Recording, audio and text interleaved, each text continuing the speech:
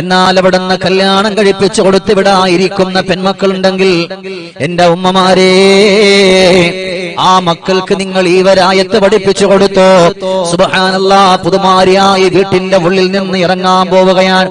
ആ പുതുമാരിയായി ഇറങ്ങാൻ പോകുന്ന സമയത്ത് ലഖദ് ജാഅകും റസൂലും മിൻ അൻഫുസികും അസീസുൻ അലൈ മാ അനിത്തുൽ ഹരീസുൻ അലൈക്കും ബിൽ മുഅ്മിനീന റഊഫുർ റഹീം. ബിസ്മി വേണ്ട, സൂറത്തു തൗബയായതുകൊണ്ട് ബിസ്മി വേണ്ട.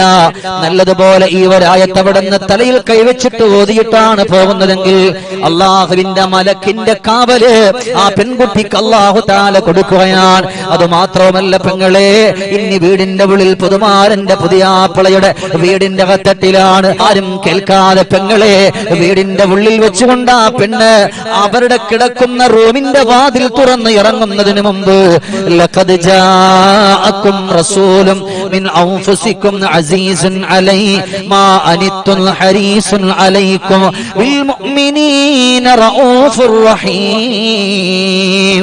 ഈ വരായത്തിന്റെ പൊന്നു പെങ്ങന്മാരെ, നിങ്ങളുടെ പൊന്നുമക്കൾക്ക് നിങ്ങൾ പഠിപ്പിച്ചു കൊടുക്കണേ. എന്തിനെന്നറിയുമോ? അവരൊരു വീട്ടിലേക്ക് അവർ കടന്നു പോകാനുള്ളവരാണ്, അല്ലെങ്കിൽ ഇനി കടന്നു പോകാൻ അവർ കാത്തിരിക്കുന്നവരാണ്. അങ്ങനെ ഉള്ള പുന്നാര പെൺമക്കൾക്ക് എന്റെ കരളിന്റെ കഷണങ്ങളായ ഉമ്മമാരെ, എന്റെ ഉപ്പമാരെ, നിങ്ങൾ അവിടുന്ന് ഇത് ചൊല്ലാൻ നിങ്ങളൊന്ന് പഠിപ്പിച്ചു പോയാൽ ഇൻഷാ അല്ലാഹ് ആ പ്രിയപ്പെട്ട പുന്നാര മക്കളുടെ ജീവിതത്തിൽ അല്ലാഹു റാഹത്ത് കൊടുക്കുന്നതാണ്, അല്ലാഹു സന്തോഷം കൊടുക്കുന്നതാണ്, അല്ലാഹു നിഅമത്ത് കൊടുക്കുന്നതാണ്, അല്ലാഹു പ്രകാശം കൊടുക്കുന്നതാണ്. അതുകൊണ്ട് നല്ല നീയത്ത്, നല്ല മനസ്സ് നിങ്ങളുടെ ഉള്ളിന്റെ ഉള്ളറയിൽ കൊണ്ടുവന്ന് നിങ്ങൾ ഇങ്ങനെ ചെയ്യുകയാണോ നിങ്ങൾക്ക് വിജയിക്കാൻ പറ്റുമെന്നാണ്.